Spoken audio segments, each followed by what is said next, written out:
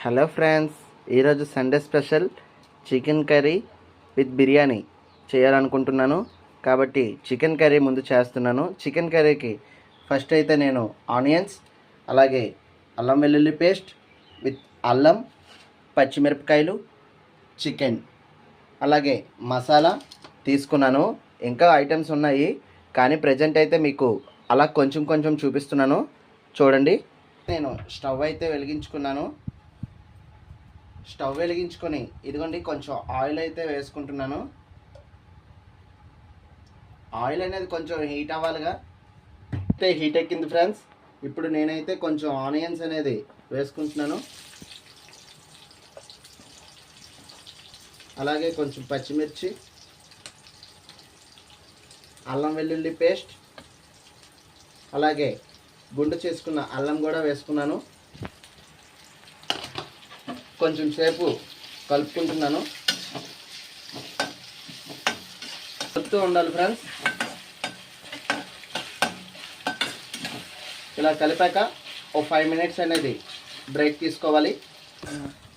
ఇలా కలుపుతూ ఉండాలి ఫ్రెండ్స్. కలర్ అలా మారుతూ ఉంటుంది. చూడండి ఫ్రెండ్స్, ఇలా స్పైసీగా వచ్చే వరకు చేసుకున్న తర్వాత మేము చికెన్ కొంచెం స్పైసీగా రావాలనేసి ఫ్రై చేసుకునేటట్టు వేసుకుంటున్నాం. చికెన్ అయితే ఇలా వేసుకోవాలి.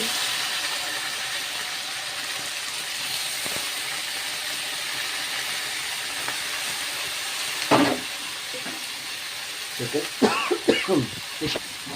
అంటే కొంచెం చాలా ఎక్కువసేపు వేగింది కదా, అందుకే ఇలా వేసుకున్నాక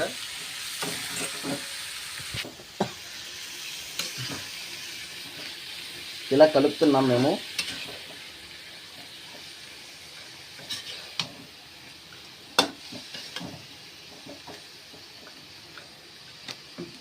అయితే ఇది బాగా ఫ్రై అయ్యే వరకు బాగా వేగాలి.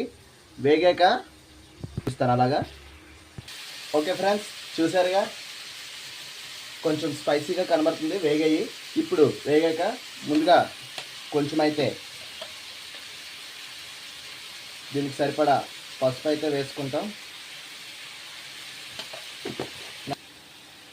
నేనైతే ఆశీర్వాద్ కారం అనేది యూజ్ చేస్తున్నాను.